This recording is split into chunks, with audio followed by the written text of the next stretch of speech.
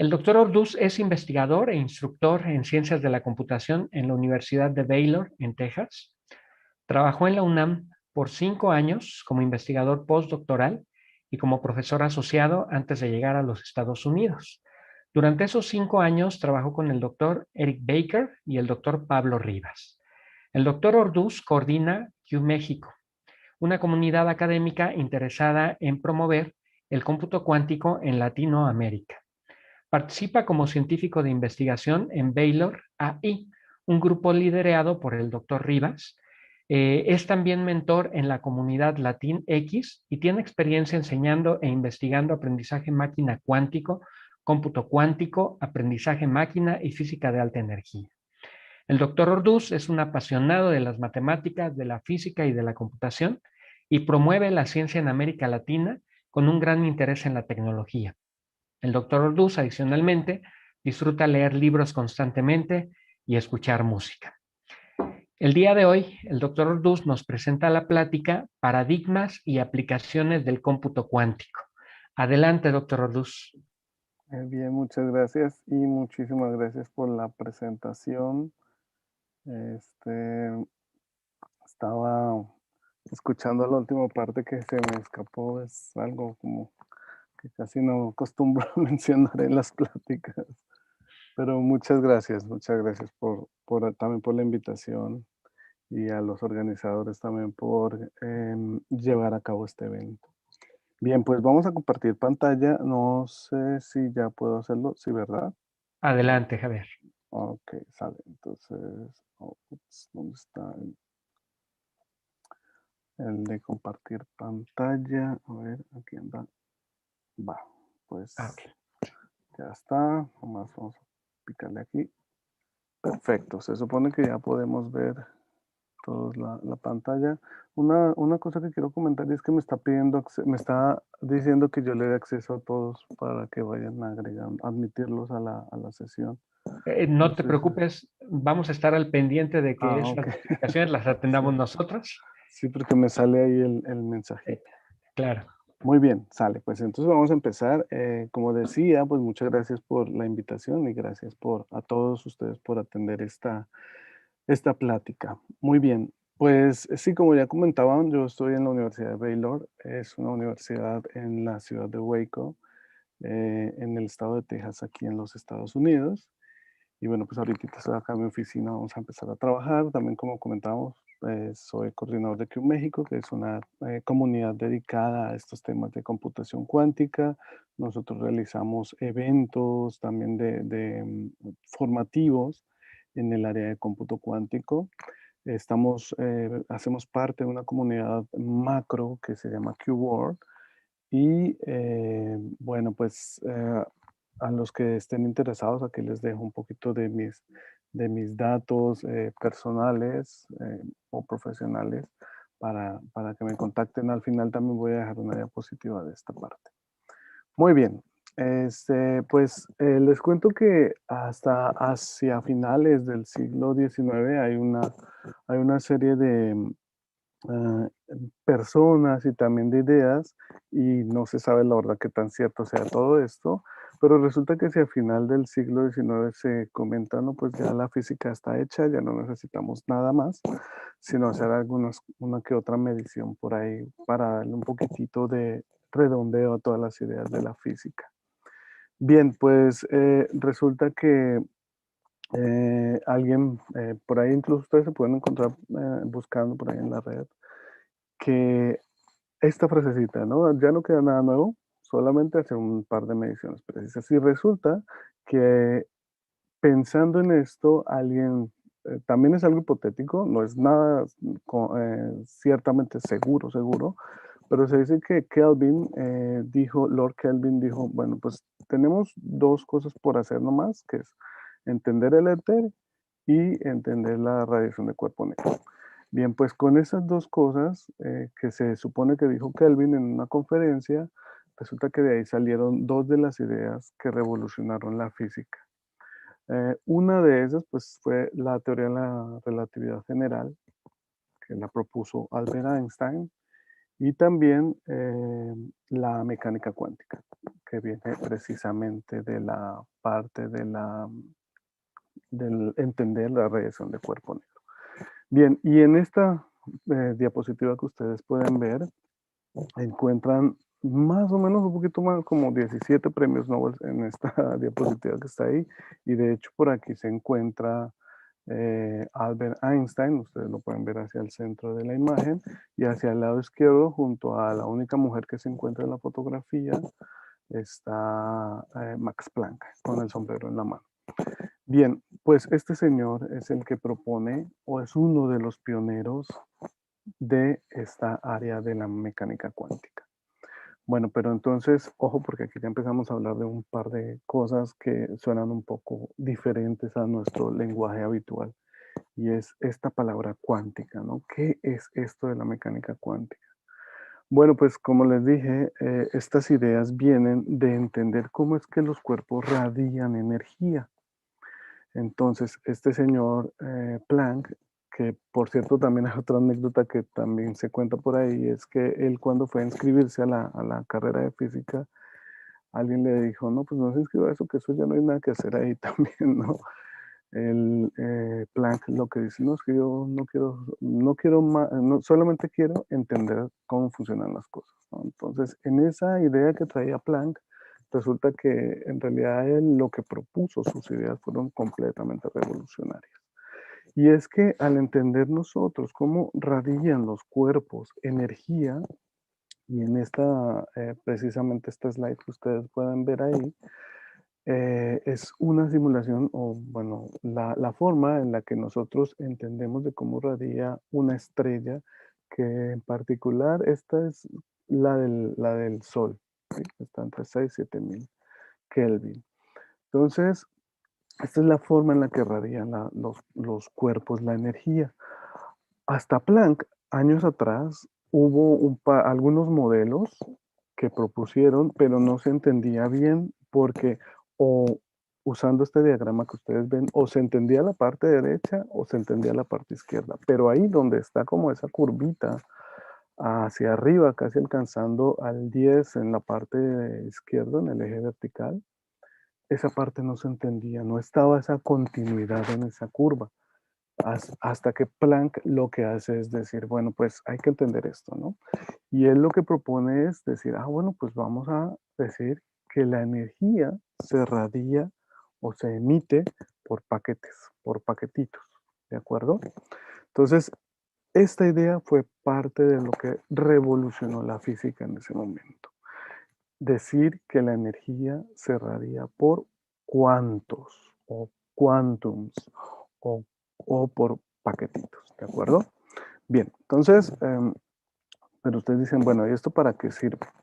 Ok, pues resulta que esto que propone Planck en realidad fue lo que ayudó muchísimo a evolucionar o a desarrollar la física después de todo este embrollo que se oí, todas estas anécdotas que les comenté hace unos minutitos, hacia principios del siglo pasado, que fue cuando Albert Einstein y otros bastantes, algunos de los que les mostré en las diapositivas anteriores y otros también físicos y matemáticos propusieron ideas que contribuyeron al desarrollo de esta nueva o parte de la nueva física que en ese momento pues se le llamó física moderna. Y dentro pues estaba lo que sería la relatividad general y mecánica cuántica, ¿no? Y otros temas también que se vinieron, otras áreas que se vinieron a desarrollar posteriormente, como, bueno, mecánica, teoría cuántica del campo, la física atómica, y bueno, pues en esta idea también aquí les muestro algunas de los procesos, de los fenómenos que se pueden explicar con esto que les acabo de mencionar, que es la mecánica cuántica.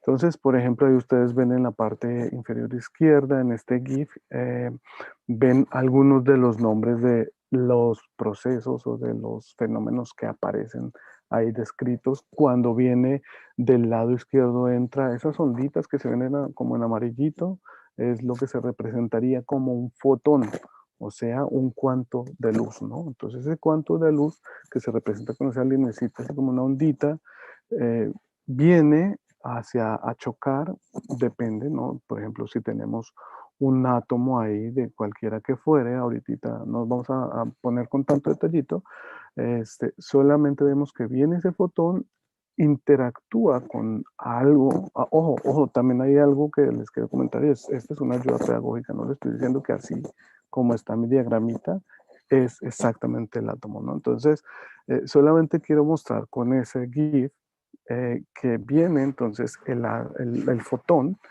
y va a chocar, va a interactuar con el átomo. Entonces, dependiendo de lo que suceda, de cómo interactúe, puede ser que haya o efecto fotoeléctrico, que por cierto fue por la descripción de ese fenómeno, fue por lo que le dieron el premio Nobel a Albert Einstein, por usar la mecánica cuántica, las ideas de la mecánica cuántica, para describir este efecto fotoeléctrico.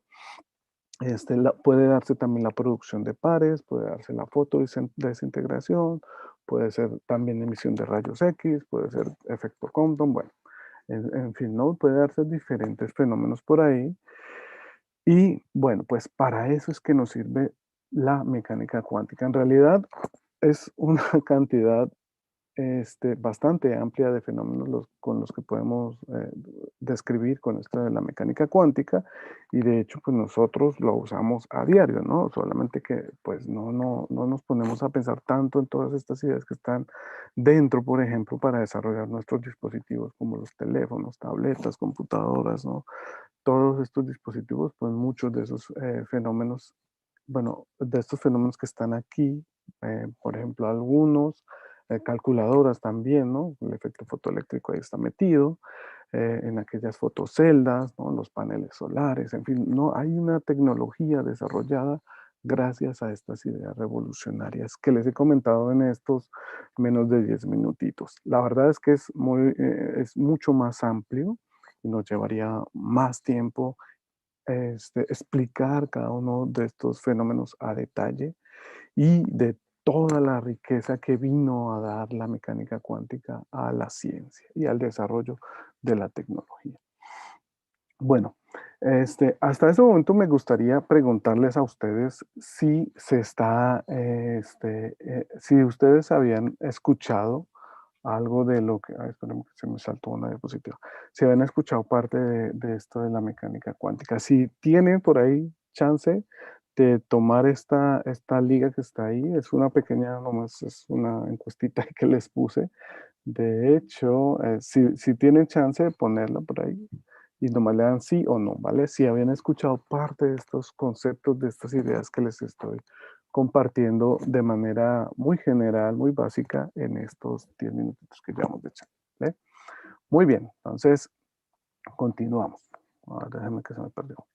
Bueno, pues ustedes dirán, oiga, entonces, ¿qué tiene que ver esto con la computación cuántica? Va, pues, este, resulta que después de que nacen estas ideas, esta es otra de las personas que contribuyó a esta de la física que les comentaba hace unos minutitos atrás, estas ideas después del siglo XIX, ya siglo XX, parte de esas ideas también las propuso Feynman. Em, e incluso las ideas de Feynman han permeado y son parte de lo que nosotros conocemos como teoría cuántica del campo y física de altas energías, ¿no? Sus contribuciones están también ahí. Y entonces este señor Feynman, en uno de sus artículos, en una charla que dio hacia 1982, él, en uno de sus trabajos, empieza a discutir algunas ideas precisamente de la computación. Y esto surge porque él se puso a pensar, oiga, ¿qué pasará si en algún momento, o qué pasaría si en algún momento nuestros sistemas, estos sistemas físicos que nosotros simulamos o calculamos, como los que les mostraba ahorita en el GIF anterior, en todos estos diferentes fenómenos, qué pasará si en algún momento todos estos fenómenos resulta que ya no los podemos simular en una computadora como las que tenemos hoy en día, ¿no? También consideren que estábamos en el 80, bueno, a principio de la década de los 80, ¿no? No teníamos hoy en día pues la tecnología que tenemos, por ejemplo, los teléfonos móviles, ¿no? Entonces, consideren que en ese momento él se pregunta eso, ¿no? Y también en uno de sus artículos, él comenta que estas ideas incluso vienen también de otras discusiones con otros científicos. Entonces ya estaba todas estas ideas ahí en el ambiente, ¿no? Ya así como que decía, oye, ¿qué va a pasar cuando ya estas computadoras que tenemos hoy en día no sean capaces o estos sistemas evolucionen tanto, ya sean tan grandes, que resulta que no podemos implementarlos en una computadora clásica como las conocemos hoy en día? Y entonces, resulta que empiezan a decir, oiga, ¿qué pasa si estos sistemas, por ejemplo, estos sistemas chiquititos, ¿no? La mecánica cuántica, pues nos sirve mucho para explorar esos fenómenos en donde está este microuniverso, ¿no? De todos los átomos, partículas, electrones, todos estos sistemas chiquititos que están ahí, y entonces nosotros queremos saber cómo es que funcionan. Pero pues, ¿será que podemos de alguna forma usar esos conceptos que están ahí metidos? ¿Podemos nosotros usar esas ideas de la mecánica cuántica para conocer cómo funcionan esos sistemas ahí dentro también? ¿Será que podemos usar, por ejemplo, los electrones o algún tipo de partícula para almacenar la información dentro de esos mismos objetos? Bien, bueno, pues de ahí fue donde vienen todas esas ideas, ¿no? Este, y entonces dicen, bueno, pues hay que empezar a construir estas ideas y toda esta teoría, ¿no? Entonces, ¿qué vamos a usar? Bueno, pues usemos algunos conceptos de la mecánica cuántica, ¿no? Entonces empezamos a usar, bueno, vamos a ver qué es eso del entrelazamiento cuántico, ¿no? Bueno, pues nosotros conocemos este fenómeno como que es el que ocurre cuando tenemos una cantidad de partículas en donde están ahí interactuando, ¿no? Todas estas tienen ahí un sistema, pues entonces tenemos ahí muchas pelotitas y queremos pensarlos como que son pelotitas. Y esas pelotitas pues como que comparten ahí información entre ellas, ¿no? Y entonces, pues todo el sistema y todas estas partículas tienen un entrelazamiento, comparten algo de información entre ellos, ¿no? Entonces, como que no los podemos describir de manera independiente, porque todos tienen ahí información, ¿no? O sea, si yo solamente describo uno, digo, ah, pues este electrón o esta partícula que está acá es de esta forma, pero no es cierto porque está interactuando con los otros, con las otras partículas que están. Bien, entonces, bueno, pues ahí les muestro que cuando yo quiera analizar o entender un solo objeto, pues voy a tener que de manera indirecta, si quieren verlo, pues voy a estar perturbando el sistema, ¿no? De hecho, eso es algo importante aquí en la computación cuántica, y en particular en la mecánica cuántica, las formas de hacer esa medición pues son, son de mucha discusión.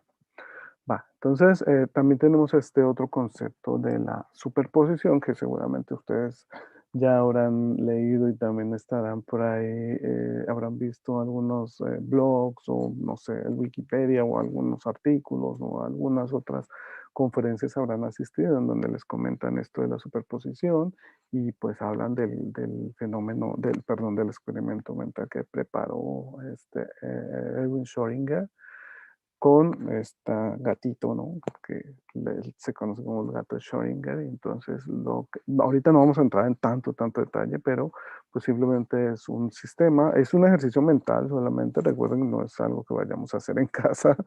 Entonces, tenemos un sistema en el que tenemos un gatito encerrado en una caja y ese gatito pues está expuesto conectado a un dispositivo y entonces, pues la mecánica cuántica nos dice que nosotros solamente vamos a conocer el estado de ese gatito, sea con o sin vida, porque además el sistema está preparado pues con ciertos ahí químicos y elementos para que pues el gatito solamente se pueda, para saber en qué sistema está, en qué estado está, es hasta que lo veamos, lo podamos destapar y ver, ¿no? Pero en ese momento yo interactúo con el sistema, entonces mientras no lo vea, pues el gato está en esa superposición de estados, ¿no? Está entre que sí o entre que no. Entonces, bueno, pero de eso se trata esta parte de la superposición.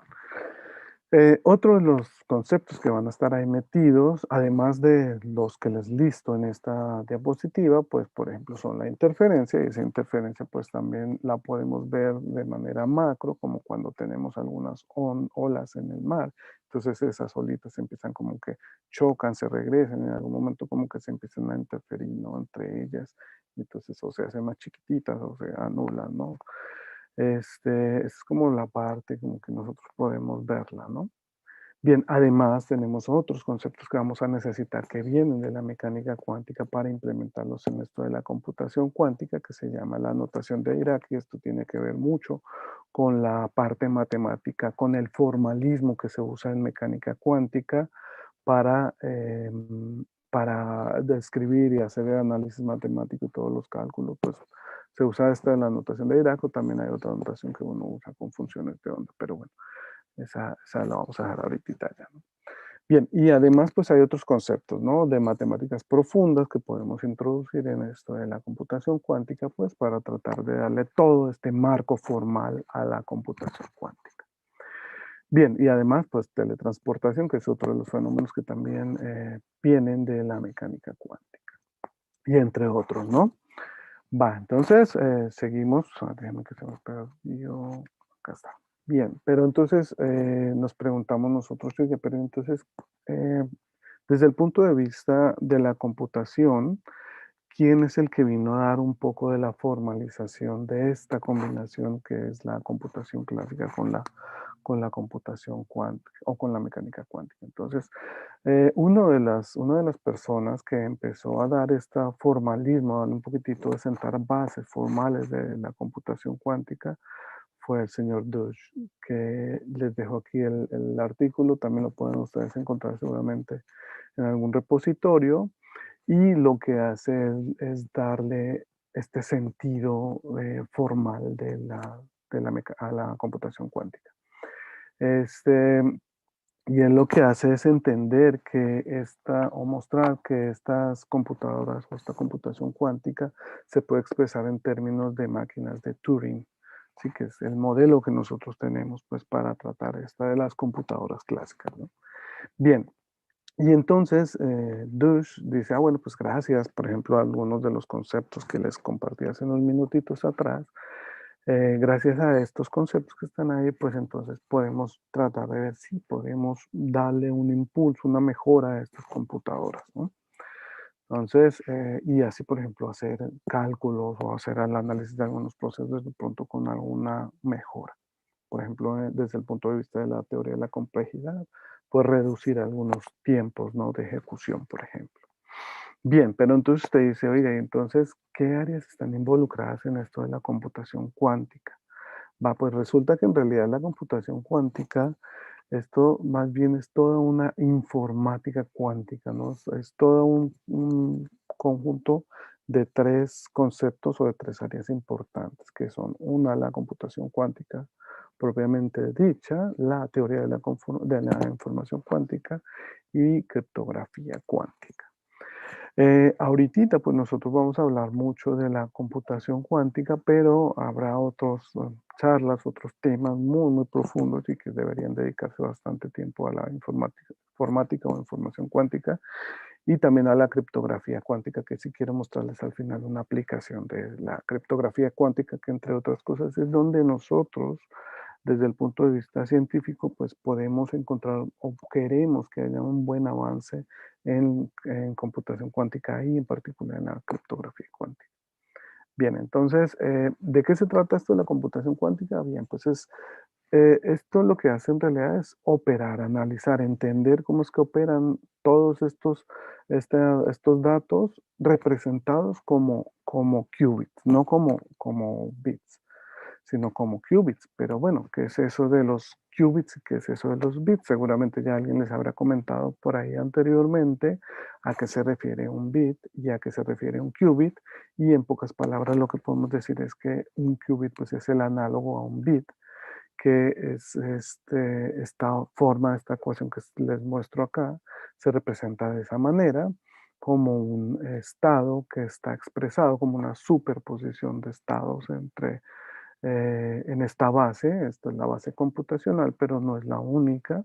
Podemos expresarlo en otras bases también, ¿no? Donde alfas, los alfa 0 y alfa 1, pues van a representar unos numeritos que pues nosotros vamos a tener normalizados entre 0 y 1. La verdad es bastante sencillito ahí, porque nosotros lo llamamos amplitudes y posteriormente cuando hagamos el cálculo de alguna probabilidad, pues vamos a tener esos valores normalizados a 1.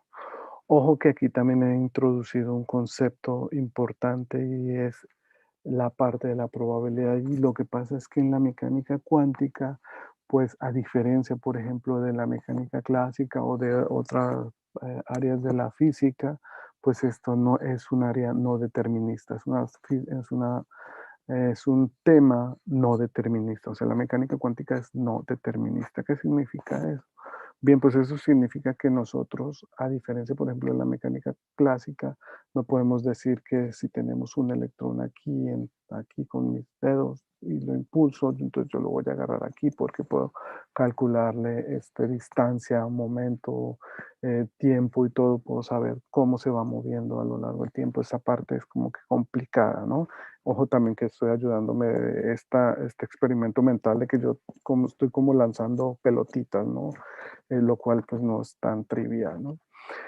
Entonces, esto de la mecánica cuántica se rige mucho por la probabilidad de la estadística. Entonces, por eso es que uno introduce aquí el concepto de probabilidad. Nosotros vamos a calcular probabilidad. Bien, y entonces, usted dice, "Oiga, pero ¿y entonces cómo representamos ese vector o ese qubit que está aquí en en esa imagen del lado derecho que está en la notación de Dirac precisamente?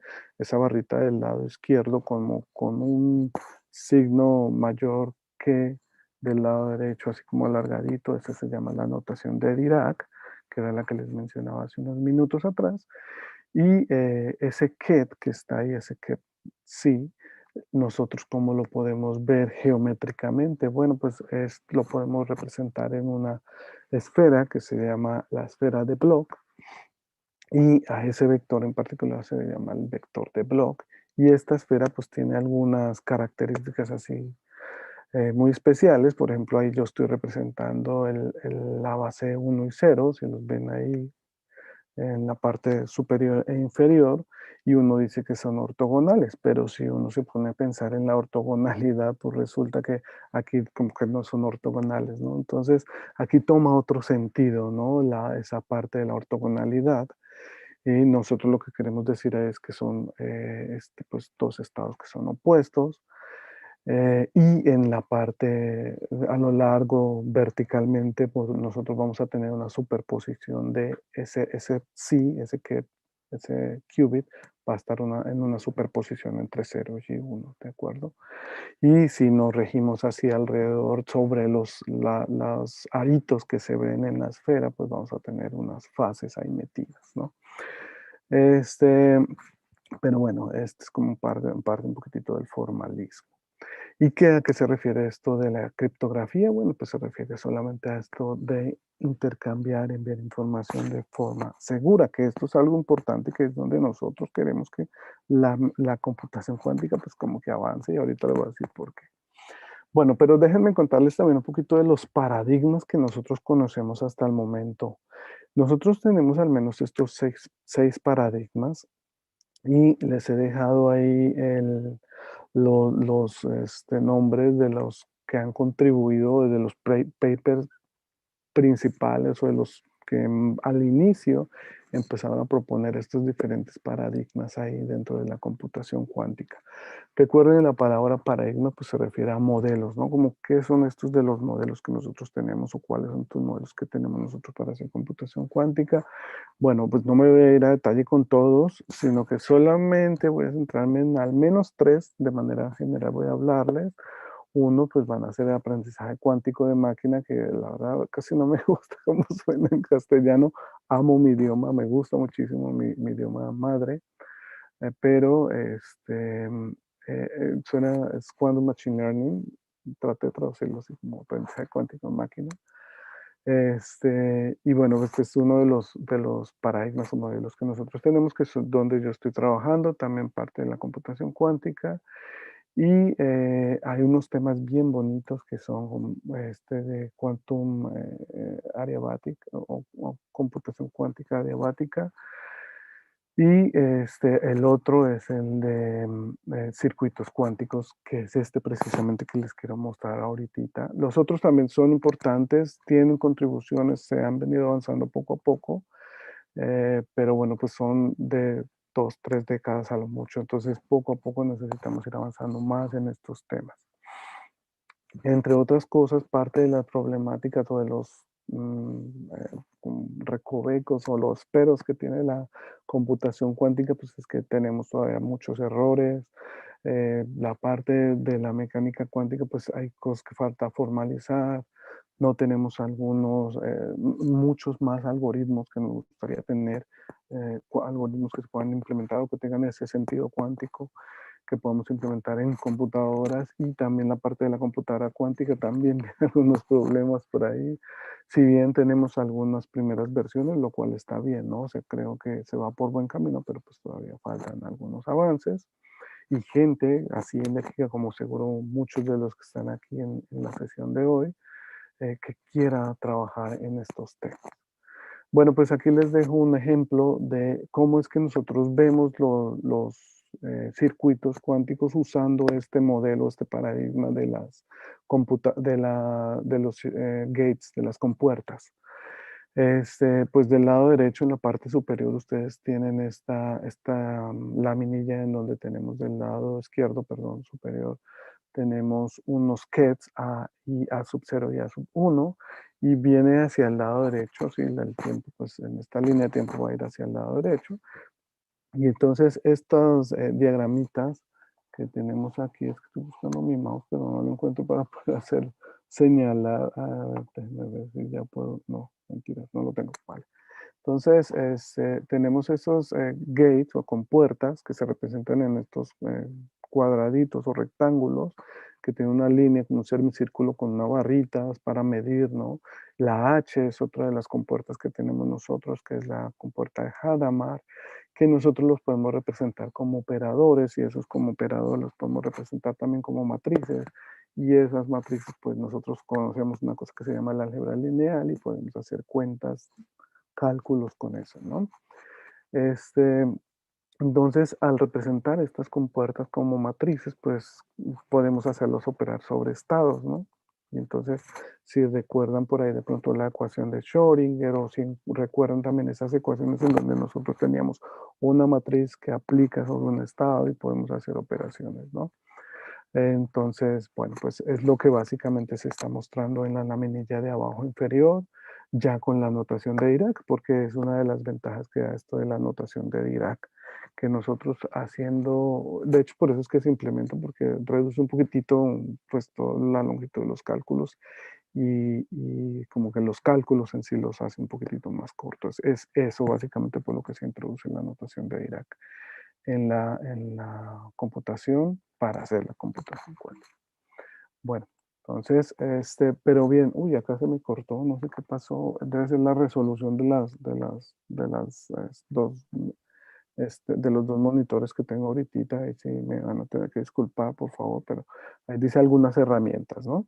Entonces, algunas de las herramientas que nosotros tenemos para hacer computación cuántica, pues tenemos desde lenguajes de programación, tenemos herramientas o frameworks, si quieren verlos así. También tenemos algunas empresas que están contribuyendo al desarrollo de esta parte de la computación cuántica, ¿no? Entonces, un lenguaje de programación que nos está sirviendo para hacer computación cuántica y que la gente ha empezado a trabajar mucho se llama Python, ¿no? Seguramente muchos de ustedes son los meros de Python haciendo programación, entonces ya lo conocen muy bien, ¿no? Entonces, dentro de ese lenguaje, pues nosotros tenemos módulos, y es que este lenguaje se deja trabajar bastante bien porque es un lenguaje de alto nivel, ¿cierto? Ustedes que son los meros de la programación seguramente ya saben, el lenguaje de alto nivel pues se acerca más al lenguaje de humano, ¿de acuerdo? A diferencia, por ejemplo, del lenguaje de bajo nivel, como un lenguaje ensamblador que se aproxima más al lenguaje de máquina, ¿de acuerdo?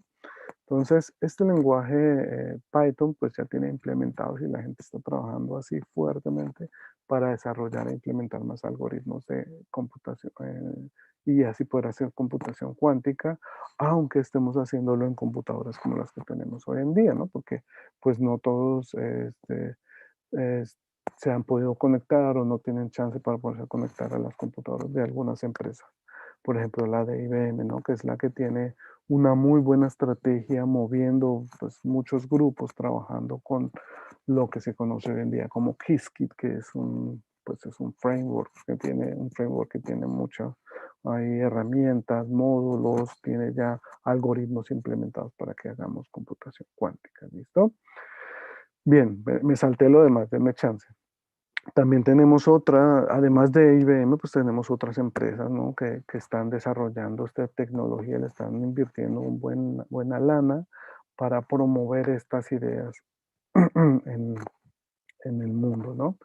Por ejemplo, tenemos QSharp, que es desarrollado por Microsoft, Circ, que es desarrollado por Google, Silk, que es un lenguaje de programación de alto nivel que fue desarrollado el año pasado, a principio, más o menos como por este tiempo, más o menos, y es un grupo que está en Suiza y Francia, parece que son, si no solo en Suiza, que son los que han desarrollado este lenguaje, lo venden como un lenguaje de alto nivel y como que ustedes lo pueden implementar incluso en en algunos ambientes de desarrollo como, se me escapa ahorita el nombre, pero ahorita se lo digo.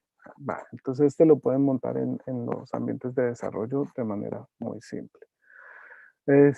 Y otras tecnologías también se están desarrollando precisamente alrededor de esto, de este lenguaje de programación Python. Por ejemplo, aquí cerca en Austin tenemos algunas de una empresa que se llama StrangeWorks, que es un grupo bastante chévere que precisamente hay algunos latinos ahí trabajando. Está chévere. Este, tienen un sitio, seguro ustedes si se meten por ahí también, van a ver que tienen herramientas bastante bonitas. Nosotros como que en México hemos usado sus herramientas para hacer parte de los trabajos que hemos contribuido entre la comunidad. Pero bueno, también tenemos otro grupo que es el de Zapara Computing, que es precisamente de Alan, de un mexicano, esta compañía fue creada en Toronto y él está ahí incluso también hay varios latinos que también tengo el gusto de conocer algunos ahí. Pero bueno, y bien, pues tenemos otras empresas como D-Wave, IBM, bueno, ya lo mencioné, y bueno, quiero platicar un poquitito de D-Wave. D-Wave, a diferencia de otros grupos, ellos se han centrado en hacer un poquitito esta parte de adiabática, quantum adiabatic y annealing también. Entonces, usan algunos modelos diferentes al de las compuertas que les mencionaba ahorita para hacer computación cuántica.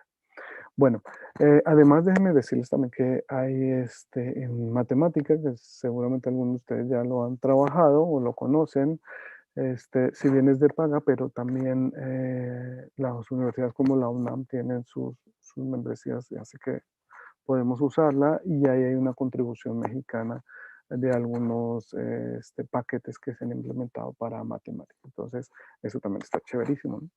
Y bueno, la otra de las ventajas que da Python es que ustedes pueden hacer programación cuántica, perdón, computación cuántica en la nube, ¿no? Por ejemplo, usando los collabs que están asociados con algunas cuentas de correo, también incluso institucionales de la UNAM.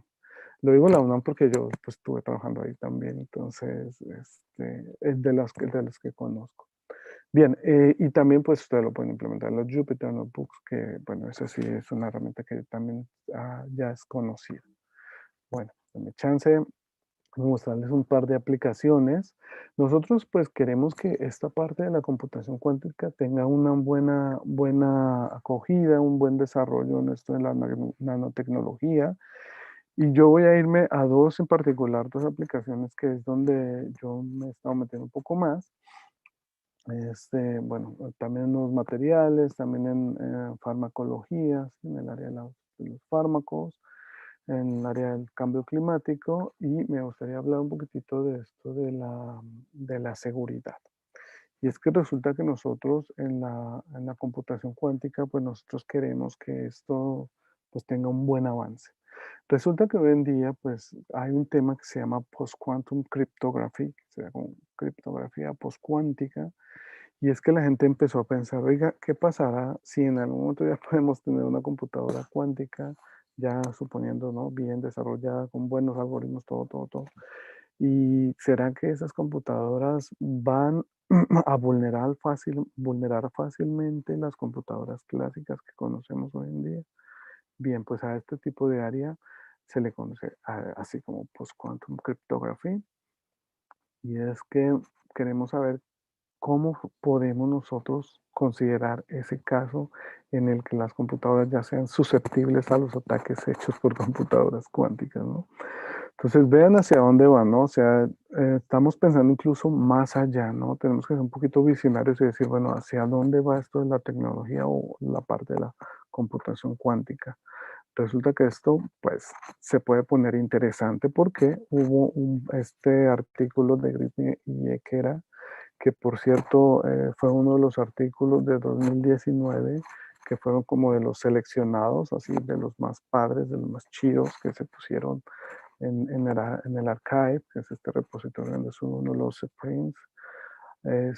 Los pusieron como un artículo interesante porque ellos, si ustedes se van a ver en la parte inferior izquierda, donde está esta ventana entre 1024 y 2048, y entre el 0 y el 10 en esta escala logarítmica, resulta que ahí ven ustedes donde se cruzan esas dos líneas, una como verdecita, ¿no?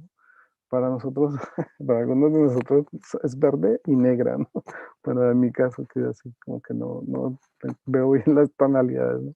Entonces, ahí se cruzan en ese puntito justo donde está la línea vertical del 248, ahí se cruzan esos dos puntitos, esas dos curvas, y es que resulta que este artículo lo que está diciendo es que bajo ciertas circunstancias, ojo, ojo, porque esto hay que aclararlo bien, bajo ciertas circunstancias, una computadora cuántica implementando algoritmos RSA, bueno, perdón, puede romper o atacar con éxito a un algoritmo RSA con alrededor de 20 millones de qubits en tan solo menos de 10 horas.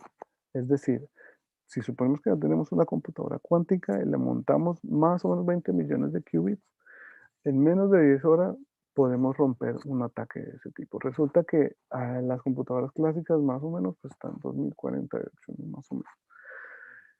Y esto significa que si seguimos trabajando en computación cuántica, pues más o menos en 3 décadas, si quieren, vamos a tener computadoras que puedan hacer cosas de este tipo. Ojo, aquí tengo que ser muy, muy cuidadoso porque este artículo tiene ciertas particularidades, ¿no? O sea, por ejemplo, el solo hecho de decir que van a usar 20 millones de qubits, eso no es como decir, acá tengo 10, acá tengo otros 10, ahí van los 20 millones de qubits, no, no es tan fácil, ¿no? O sea, tiene ciertas particularidades, tiene ciertos detalles, además están usando una aproximación del algoritmo de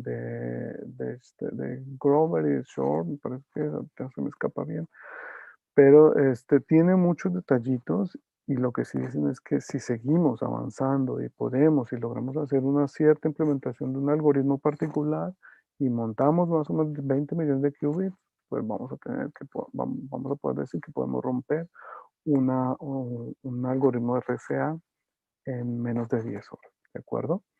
Y esto se lograría más o menos en 20 y tantos años, ponle 30 años. Pero usted dice, bueno, eso no me interesa a mí ahorita. No, pues sí nos interesa porque resulta que muchos de nosotros tenemos cuentas de bancos, tenemos muchas cosas, muchos datos metidos en nuestros dispositivos. Entonces, una computadora cuántica, si en ese momento ya está funcionando, ya tenemos todo, todo, pues resulta que nuestros teléfonos van a ser susceptibles a ese tipo de ataques. Y más o menos en 10 horas, pues van a ser pues vulnerados. ¿De acuerdo? Entonces, eso es lo que indica esto. Además, noten, bueno, hay otras líneas en esa imagen que les pongo, que representan algunas aproximaciones, ¿no? Entonces, en particular, esa aproximación de la línea verdecita, pues es una que ellos proponen, ¿no? Entonces, es solamente que guardemos las proporciones, que tengamos en cuenta, que incluso también tengamos en cuenta cuántos qubits tenemos hoy en día, más o menos, implementados en las computadoras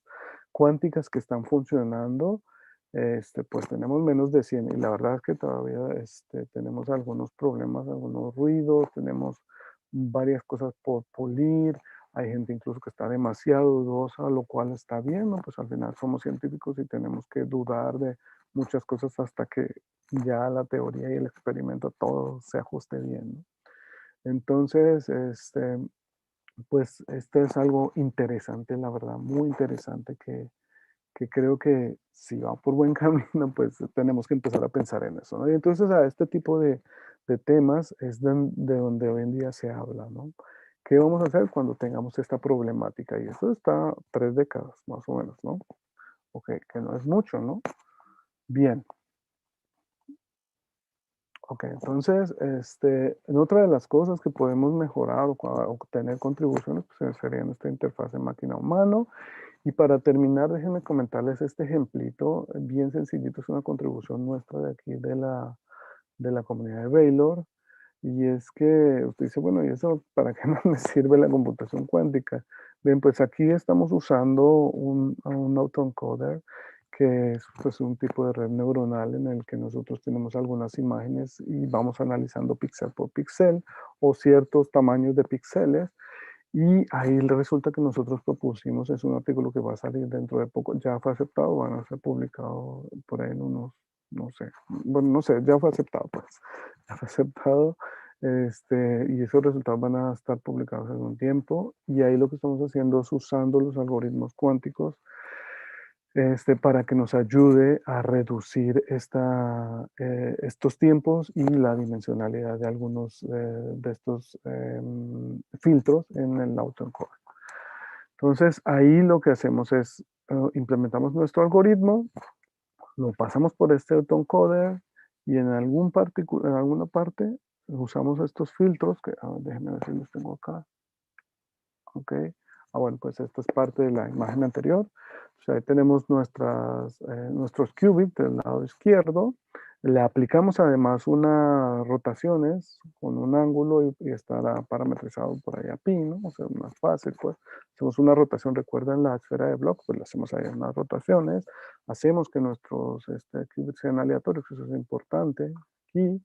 U es una función, ahorita no nos vamos con tanto detalle, si se fijan en la parte superior están como los píxeles, las ventanitas, entonces los vamos pasando por estas transformaciones, R, Y, pues van a ser transformaciones, bueno, con más detalle las podemos discutir posteriormente o en otra charla o de manera personal. Y pasamos luego por estas funciones U y medimos y bueno, pues ahí están implementados nuestros algoritmos cuánticos y resulta que aquí ya no les muestro con más detalle los resultados porque pues van a ser publicados, este, pero resulta que bajo ciertas particularidades también podemos tener un mejoramiento al implementar estos algoritmos, estos qubits, este algoritmo cuántico, si lo comparamos de la forma clásica. Entonces, si hay una cierta mejora, hay cosas que se pueden mejorar, hay cosas que se deberían incluso explorar, que todavía no lo hemos hecho, vamos a ver en un trabajo futuro lo vamos a hacer, para ver en dónde más podemos impactar o podemos tener impacto de introducir estos algoritmos cuánticos. Esto puede funcionar bastante bien, por ejemplo, para reconocimiento de imágenes también, o computer vision, y bueno, otros temas por allá muy cercanos también a la inteligencia artificial. Va, pues para ir terminando ya con mis conclusiones, pues, ya hemos hablado un poco de la importancia, relevancia que tienen estos temas hoy en día. Hablamos también de algunos conceptos de mecánica cuántica, computación cuántica, de manera muy breve también de quantum machine learning. Y bueno, pues finalmente déjenme, les dejo, que se me hizo, bueno, ahí les digo que es parte de la contribución de la comunidad de Baylor. Y bueno, pues les dejo unos lugares de contacto por si quieren o están interesados en hacer parte de la comunidad de Q México, por ejemplo, o si quieren contactarme a mí directamente, yo estaré encantado de platicar de estos temas con ustedes, o incluso hago parte también del Baylor AI Lab, que es liderado por el doctor Rivas aquí en Baylor. Y bueno, pues es parte de los grupos que estamos haciendo computación cuántica y este modelo de Quantum Machine Learning, que la verdad es que pues conozco algunos, poquititos, al menos en Latinoamérica no somos muchos tampoco, y los latinoamericanos que estamos trabajando en estos temas por lo general nos movemos a otros países. Bueno, en fin, bueno, pues para algo, si me preguntan, oye, ¿cómo le hago para introducirme a estos temas?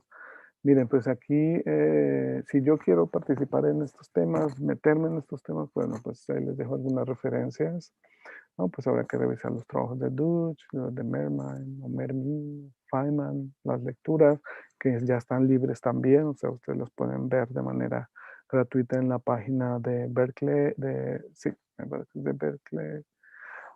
Se van por ahí, los buscan, ahí están las lecturas de Feynman, leer por ahí el Griffiths, de Quantum, de mecánica cuántica, Sakurai también de mecánica cuántica, más majones de computación cuántica, y bueno, los otros que les dejo ahí, aquí les dejo ya de manera ampliada las referencias por si las quieren revisar con calma, tomar nota y que me interesa meterme en estos temas, bueno, pues hay algunos de los libros y artículos que pueden revisar de la gente que está haciendo trabajos en esto. Y bueno, pues de los pocos libros que he visto de Quantum Machine Learning, el de Wittek, el desaparecido Peter Wittek, y es un librito así pequeñitito, pero muy, muy chévere, también muy agradable de lectura.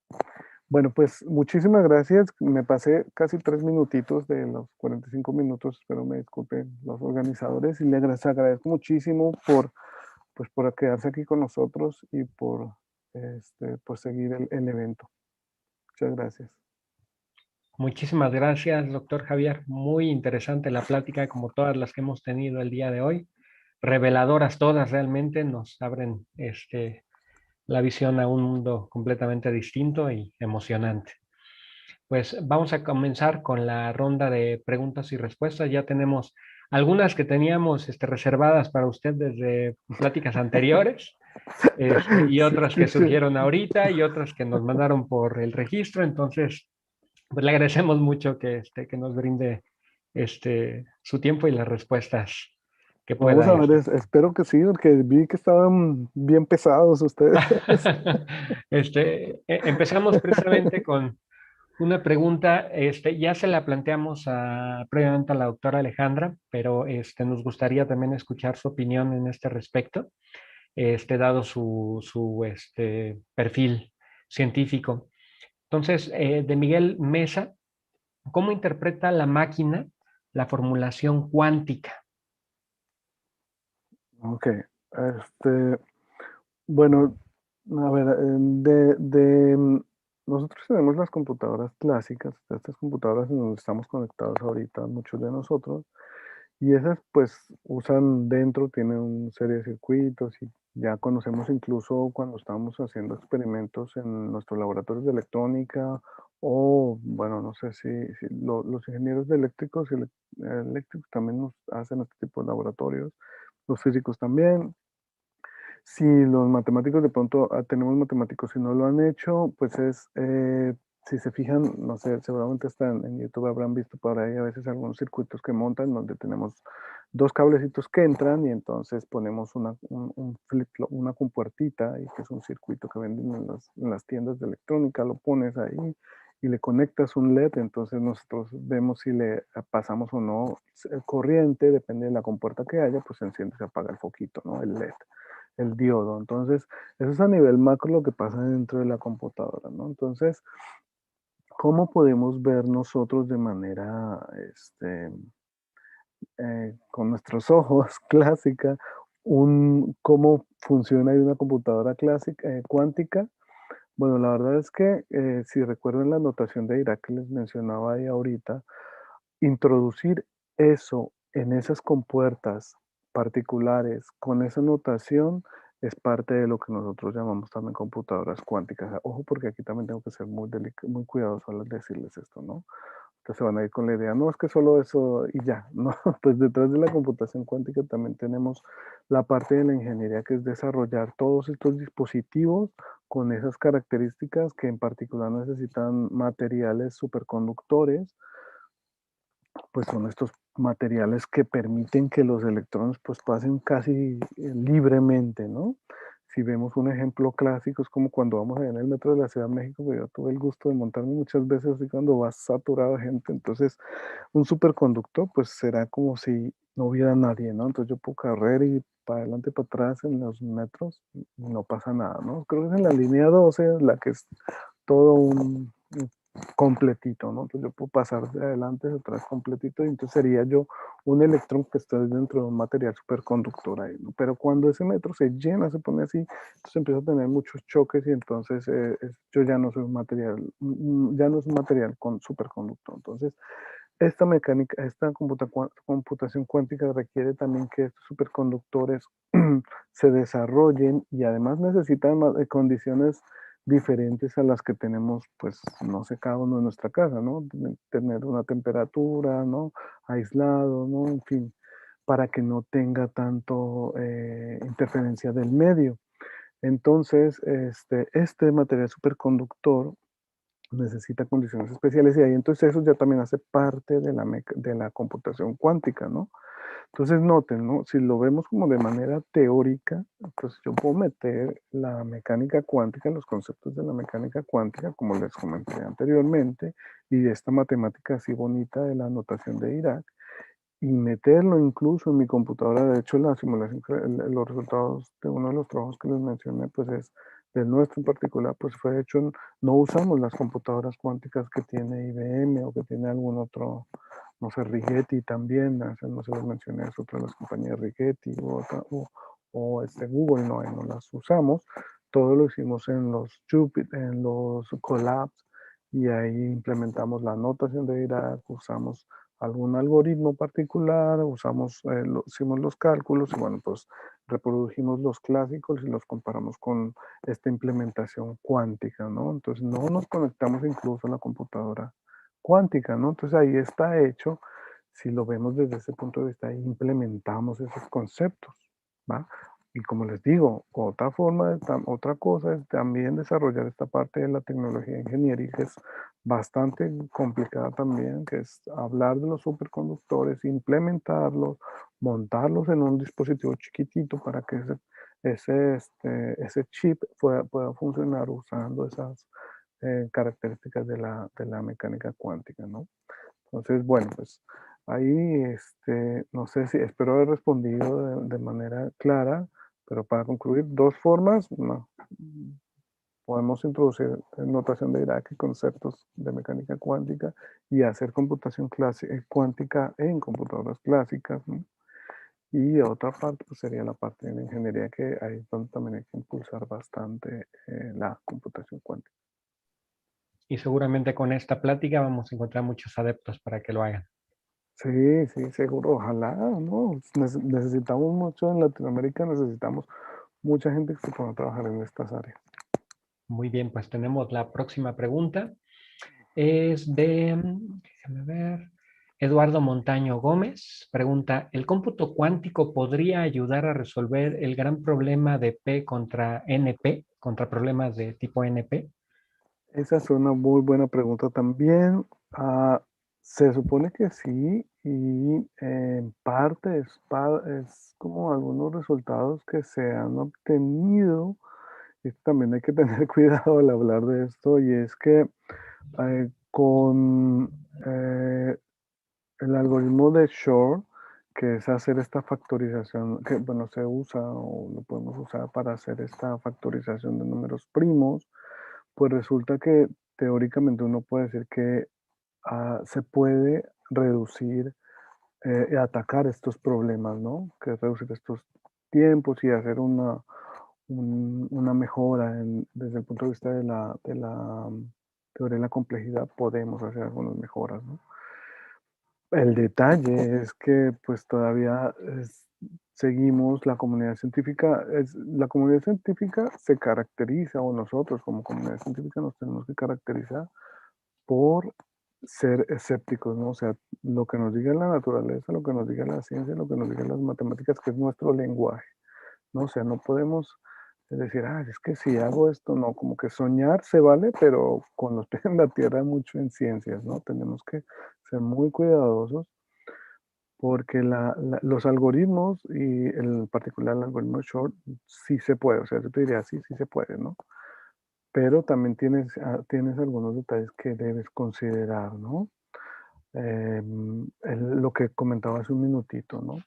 Por ejemplo, introducir conceptos de mecánica cuántica en este lenguaje de programación Python y obtener resultados y hacerlo en una computadora clásica, para alguien va a decir eso no es computación cuántica, ¿no? ¿Por qué? Porque, y de alguna forma es válido, ¿no? Porque yo estoy introduciendo temas o conceptos de otro lado y los estoy introduciendo acá. Y estoy haciendo computación cuántica porque estoy introduciendo temas o cálculos o ecuaciones o conceptos de otra área aquí, ¿listo? Y lo estoy haciendo en una computadora clásica y está bien, ¿no? Y por otro lado también está si yo desarrollo toda la tecnología para implementar estas compuertas y todos estos detallitos que trae la computación cuántica y lo implemento además y creo, armo una computadora cuántica como la de la foto que seguramente muchos han visto que tiene IBM, ¿no? Que está colgada, parece que fuera de oro, ¿no? Sí.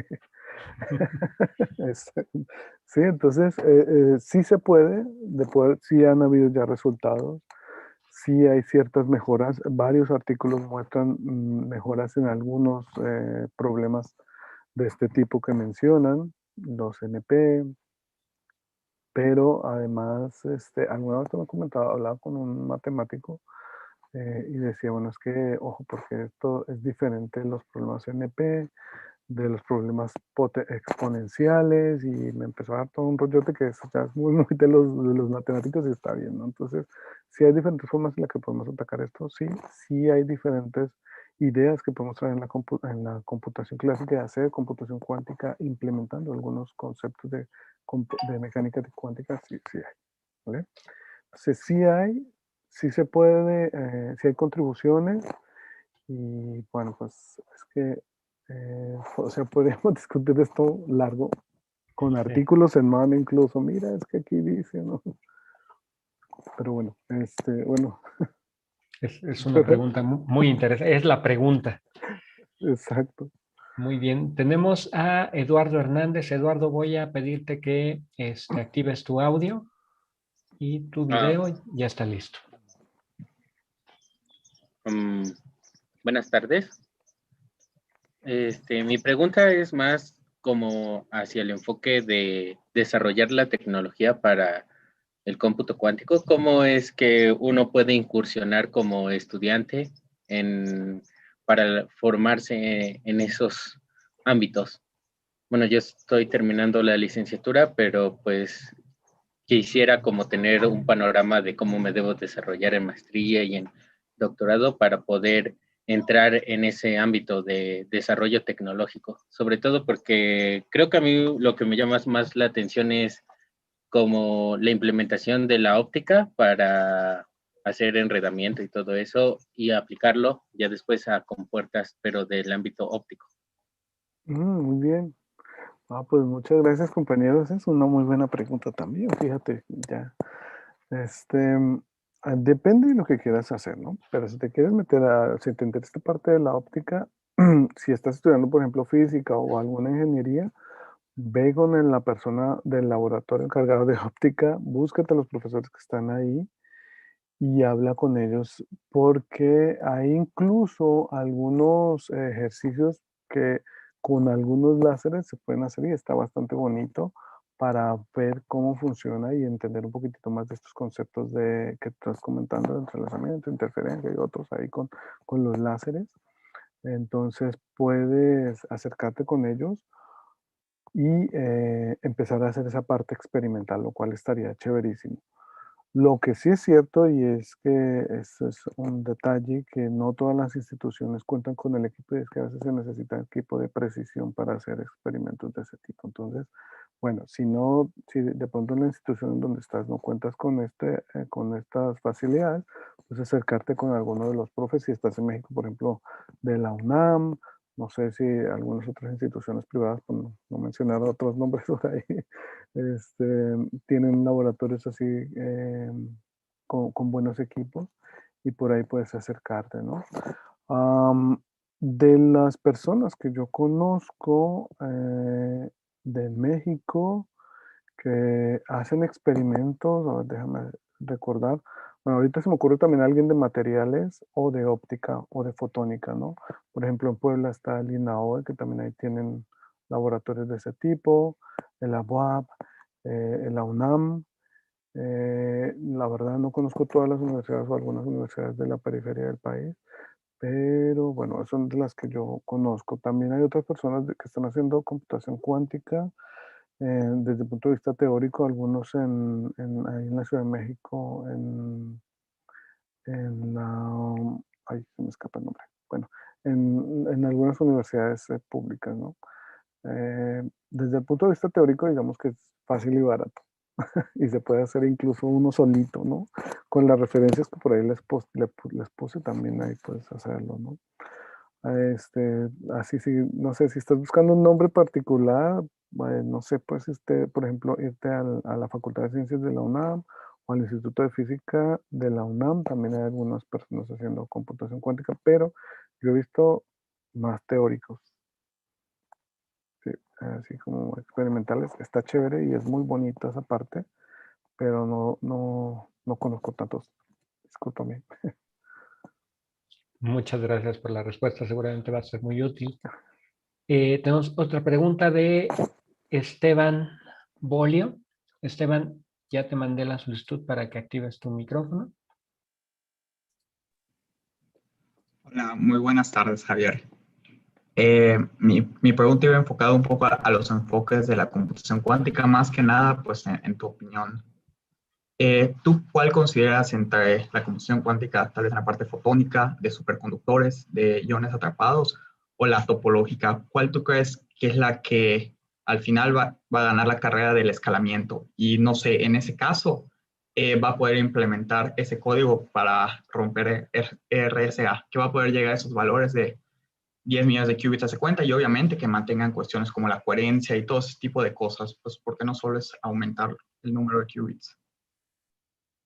Bueno, pues esa es una buena pregunta también. Se nota que le estás echando ganas. Muy bien, compañero. Mira, de las reuniones y de las conferencias que yo he participado, he visto que hay gente muy entusiasta en el área de iones atrapados.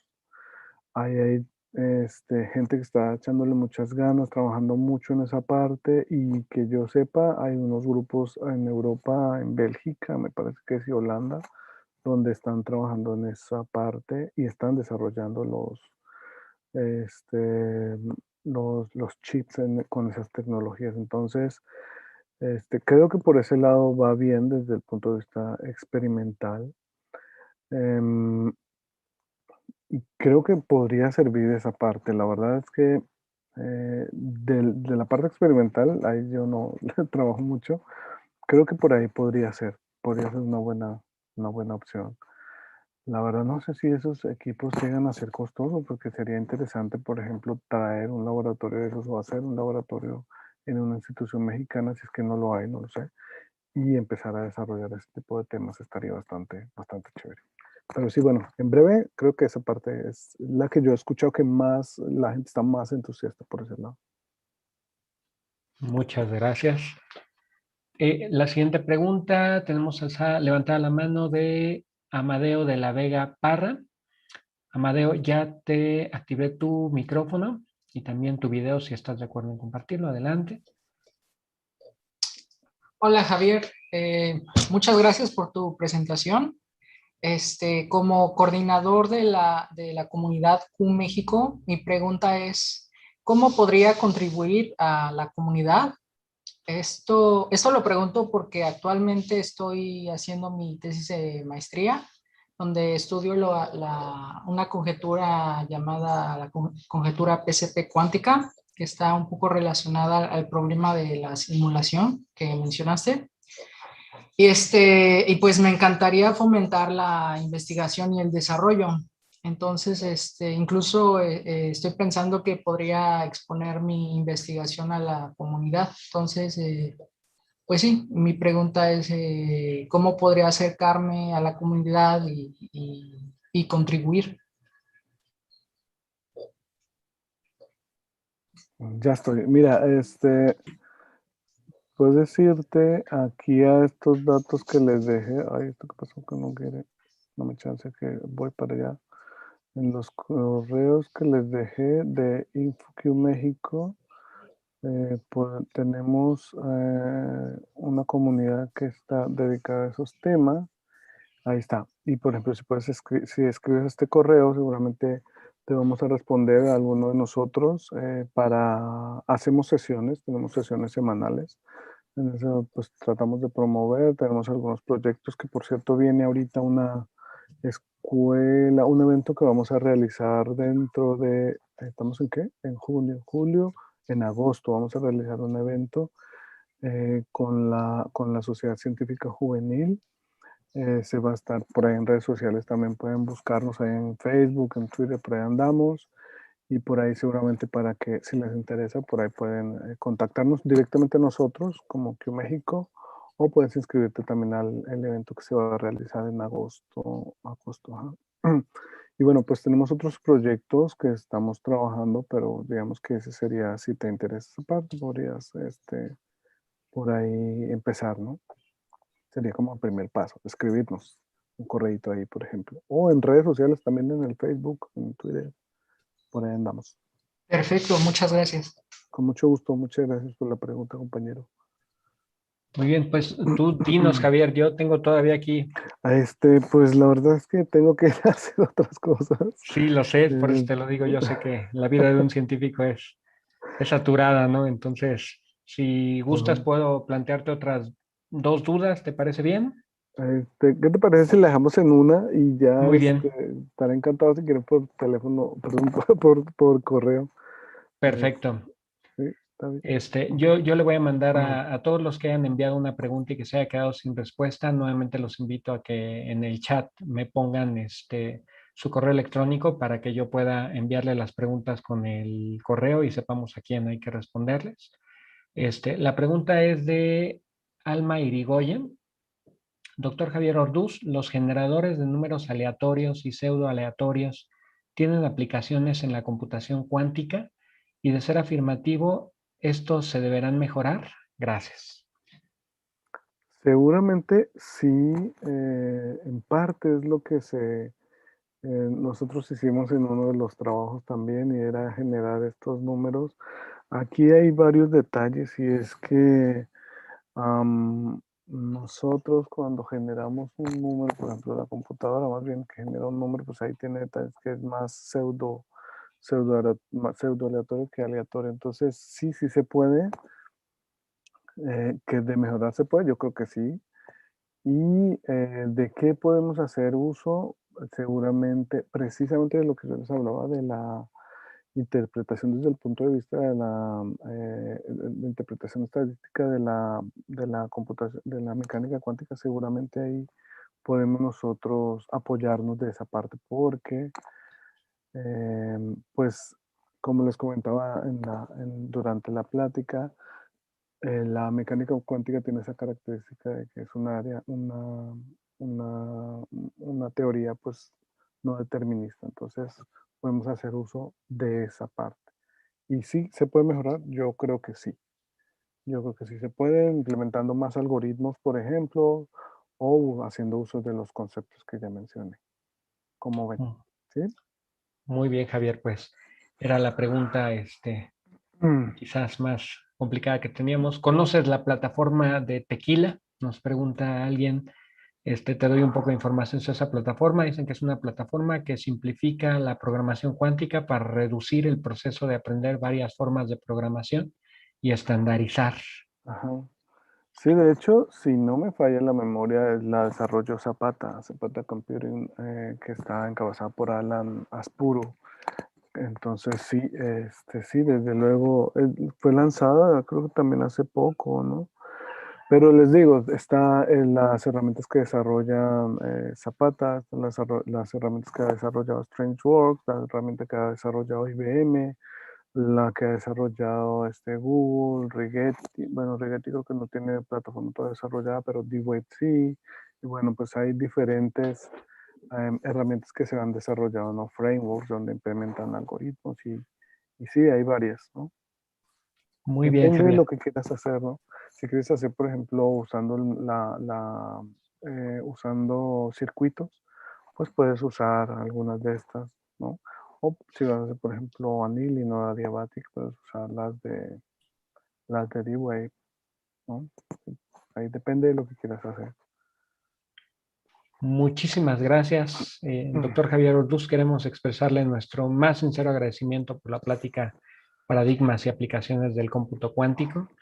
No tenemos ninguna duda de que muchos de los asistentes a este evento encontraron esta y todas las pláticas anteriores muy interesantes, pero sobre todo reveladoras en torno al área del cómputo cuántico.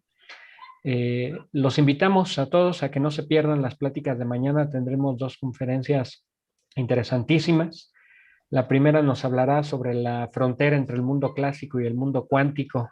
Pareciera que estamos hablando de ciencia ficción, pero afortunadamente no es así. Y la segunda conferencia precisamente nos permitirá descubrir que el cómputo cuántico dista mucho de la ciencia ficción a través de la descripción de una solución de software y hardware que la compañía IBM ha implementado sobre las bases del cómputo cuántico. Pues finalmente invitamos a todos los asistentes a llenar el cuestionario de opinión sobre las pláticas del día de hoy. En un segundo les voy a enviar el enlace. Su opinión es muy importante porque nos permite seguir organizando eventos relevantes y de calidad como este que están presenciando.